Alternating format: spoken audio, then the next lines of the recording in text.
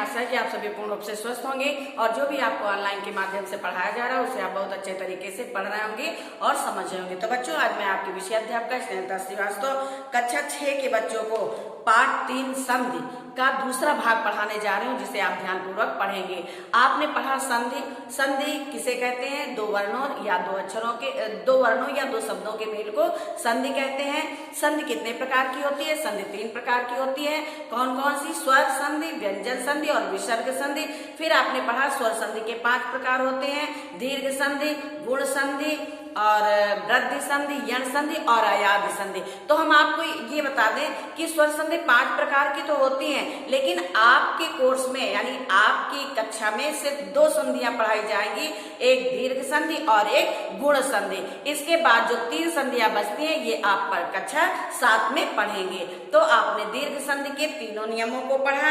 अब हम आपको गुण संधि के 3 नियम बताएंगे। आइए गुण संधि का पहला नियम क्या है उसके बारे में हम आपको बताते हैं। गुण संधि का पहला नियम है, जब आ या बड़ा आ के बाद छोटी ई या बड़ी ई आए तो दोनों के स्थान पर अय हो जाता है। अभी आपने दीर्घ संधि में पढ़ा कि जब पहला नियम, जब आ के साथ बड़ा आ या बड़ा के साथ छोटा आ या छोटा के साथ छोटा या बड़ा के साथ बड़ा जुड़ता है तो बड़ा आ हो जाता है। फिर दूसरे नियम में पढ़ा ई का मेल, जब छोटी बड़ी मिलती है या बड़ी छोटी मिलती है या छोटी छोटी मिलती है या बड़ी बड़ी मिलती है तो इनके मेल से बड़ी ई हो जाती है। फिर तीसरा नियम आपने पढ़ा कि जब छोटा ऊ या बड़ा ऊ या बड़ा ऊ या छोटा ऊ या बड़ा ऊ छोटा ऊ, जब ये आपस में मिलते हैं तो बड़ा ऊ हो जाता है। ये तो दीर्घ संधि के नियम थे। अब हम आपको गुण संधि के नियम के बारे में बताते हैं कि गुण संधि में जब हम छोटा आ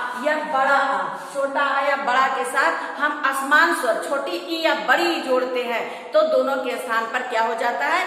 ए हो जाता है। जहां पर आपको एक ही मात्रा वाले शब्द दिखाई पड़े आप समझ लीजिए कि यहाँ पे गुण संधि होगी। आइए इसके कुछ उदाहरण हम आपको बताते हैं। देव धन इंद्र, देव धन इंद्र। अब देखिए देव व के साथ आ सुनाई पड़ रहा है, आ व्यंजन है, और फिर दूसरे शब्द में ई दिखाई पड़ रहा है, इंद्र, ठीक है। अब हम यहाँ पे पहले हम इन जो है दोनों शब्दों को जोड़ के नया शब्द बनाएंगे। देव धन इंद्र, यहाँ हो जाएगा देवेंद्र। क्या हो गया? देवेंद्र। ठीक है। अब यहाँ पे नियम क्या जुड़ रहा है? छोटा आ व के साथ छोटा आ दिखाई पड़ रहा है और दूसरे शब्द में आ छोटी ई है। ठीक है, तो दोनों को मिलाकर यहाँ ए हो जाएगा। अब देखिए यहाँ देव धन इंद्र, तो जब हम संधि करते हैं ये तो देव धन इंद्र विच्छेद है, ठीक है, और ये संधि है। ठीक, अब हम जब इसकी संधि करते हैं तो वा में ये ई आपने पढ़ा कि एक ही मात्रा हो जाती है, तो यहाँ पे वा में एक ही मात्रा हो जाएगी और ये ई हट जाएगा। ठीक है। अब हम दूसरा उदाहरण आपको बताते हैं। राजधन इंद्र, राजधन इंद्र, यहाँ हो जाएगा राजेंद्र। क्या हो जाएगा? राजेंद्र। अब यहाँ पे भी यही नियम है, जा के साथ आ स्वर सुनाई पड़ रहा है और दूसरे शब्द में ई है तो दोनों को मिला के ए हो गया। यहाँ राज, जा में ये ई की मात्रा जो है वो ए में बदल जाएगी, ए की मात्रा हो जाएगी। इसके बाद है राम धन ईश्वर, राम धन ईश्वर, तो यहाँ हो जाएगा रामेश्वर। यहाँ पे माँ के साथ छोटा आ सुनाई पड़ रहा है और दूसरे शब्द में बड़ी ई है। जब हम छोटा आ और बड़ी ई को आपस में जोड़ते हैं तो भी ए हो जाता है। इसी प्रकार है गण धन ईश, गण धन ईश, यहाँ हो जाएगा गणेश। क्या हो जाएगा? गणेश। यहाँ पे भी वही नियम है, ड़ा के साथ आ स्वर सुनाई पड़ रहा है और दूसरे शब्द में बड़ी ई है इसलिए यहाँ पे ए हो जाएगा। ये गण और ईस लिखा है, ये ई हट जाएगा और ड़ा में ए की मात्रा लग जाएगी। फिर यहाँ पे है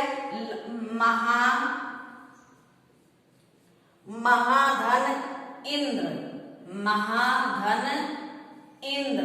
तो यहाँ पे शब्द बन जाएगा महेंद्र। क्या बन जाएगा? महेंद्र। अब यहाँ पे बड़ा आ, यहाँ पे बड़ा आ और छोटी ई जुड़ रही है, इसलिए यहाँ पे भी ए हो जाएगा। अब हम आपको दूसरा उदाहरण बताते हैं।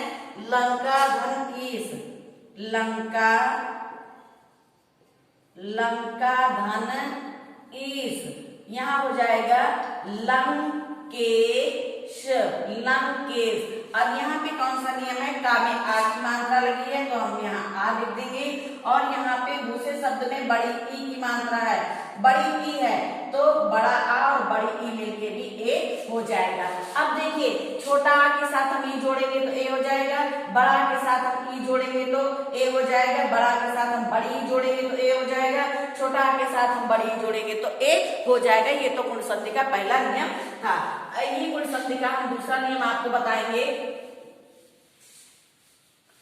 जहां पे ए की मात्रा आपको दिखाई पड़े, समझ लीजिए यहाँ पे गुण संधि होगी। ठीक है, अब इसका नियम हम नियम नंबर 2 बताएंगे। नियम नंबर 2। अब नियम नंबर 2 में क्या है?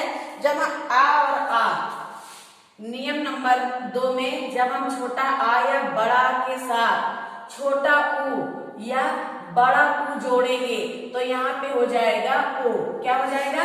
नियम नंबर 1 में आपने पढ़ा कि जब हम छोटा आ या बड़ा के साथ छोटी ई या बड़ी जोड़ेंगे तो ए की मात्रा हो जाएगी, और गुण संधि के दूसरे नियम में है जब हम छोटा आ या बड़ा आ के साथ छोटा ऊ या बड़ा ऊ जोड़ेंगे तो वहां पे ओ की मात्रा हो जाएगी। अब ओ की मात्रा के उदाहरण हम आपको बताते हैं, जैसे पर धन उपकार, पर धन उपकार। तो यहाँ पे हो जाएगा नया शब्द परोपकार। क्या हो जाएगा? परोपकार। अब यहाँ पे कौन सा नियम है? पर रा के साथ, हर व्यंजन के साथ आपको मालूम होगा कि छोटा आ सुनाई पड़ता है, और दूसरे शब्द में ऊ, दूसरे शब्द में जो है ऊ लिखा है तो आ और ऊ मिलके कौन सी मात्रा हो जाएगी? ओ। देखिए यहाँ पे ऊ हट जाएगा और रा में ओ की मात्रा लग जाएगी। परोपकार। फिर है जल धन ऊर्मी, जल धन ऊर्मी, जल धन ऊर्मी, यहाँ हो जाएगा जलोर्मी, जलोर्मी, जलोर्मी। यहाँ पे कौन सा नियम है? छोटा आ और बड़ा ऊ, छोटा आ के साथ बड़ा ऊ जुड़ा है तो यहाँ भी ओ की मात्रा ही हो जाएगी। इसके बाद है महाधन उत्सव, महाधन उत्सव, महाधन उत्सव, यहाँ हो जाएगा महोत्सव, महोत्सव, महोत्सव। यहाँ पे कौन सा नियम है? हा में बड़े आ की मात्रा है तो यहाँ पे हम बड़ा आ लिखेंगे, और इधर दूसरे शब्द में छोटा ऊ है, जब बड़ा आ और छोटा ऊ जुड़ेंगे तो भी बड़ा, तो भी ओ हो जाएगा। अब है महाधन ऊर्मी, महाधन ऊर्मी, यहाँ हो जाएगा नया शब्द महोर्मी, महोर्मी, महोर्मी। अब यहाँ पे हा में बड़े आ की मात्रा है, हा में क्या है? बड़े आ की मात्रा है, और दूसरे शब्द में क्या है? बड़ा ऊ, तो भी यहाँ पे ओ हो जाएगा। ठीक है, अब हमको ये मतलब हमें ये जानना है, उदाहरण हमें सबसे पहले सीखना है कि जब हम छोटा आ या बड़ा के साथ छोटा ऊ या बड़ा ऊ जोड़ेंगे तो वहां पे ओ की मात्रा हो जाएगी। ठीक है, ये तो नियम नंबर 2 था। अब हम आपको बताएंगे नियम नंबर 3।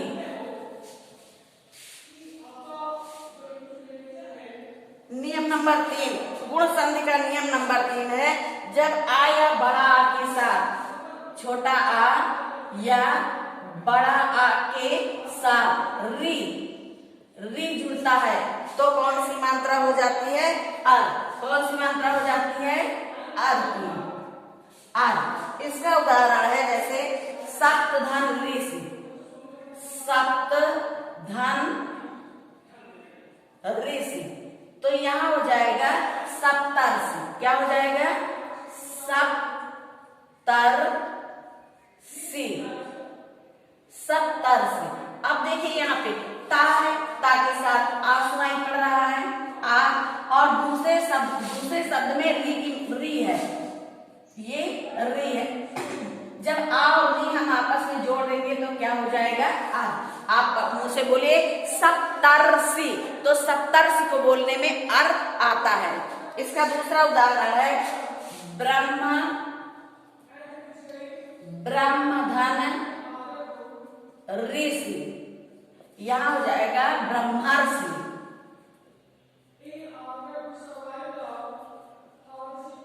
ब्रह्मर्षि, ठीक। अब यहाँ पे भी वही नियम है, छोटा आ और री, तो यहाँ भी हो गया आर। क्या हो गया? आर। इसके बाद है राजा धन ऋषि, राजा धन ऋषि, यहाँ पे हो जाएगा राजर्षि। क्या हो जाएगा? राजर्षि, राजर्षि। अब यहाँ पे कौन सा नियम है? जा में आ की मात्रा है, बड़ा, और फिर है री, तो यहाँ पे हो जाएगा आर। तो ये तो हो गया गुण संधि का तीसरा नियम। अब हमें आशा है कि आपको दीर्घ संधि के 3 नियम और गुण संधि के तीनों नियम बहुत अच्छे से समझ में आ गए होंगे। अब आपके पास किताब तो है नहीं, किताबें आपके यहाँ चल नहीं रही हैं, तो आपको वीडियो देखना बहुत आवश्यक है। आप वीडियो देखिए और वीडियो में आप बिल्कुल उसी तरह पढ़ेंगे जैसे आपको क्लास में समझाया जाता है। तो आप जो है गुण संधि और जो है दीर्घ संधि दोनों पीडीएफ के माध्यम से कॉपी में लिखेंगे और लिखने के बाद इसे याद करेंगे। तो बच्चों, आज ये आपका पाठ 3 संधि समाप्त होता है। धन्यवाद।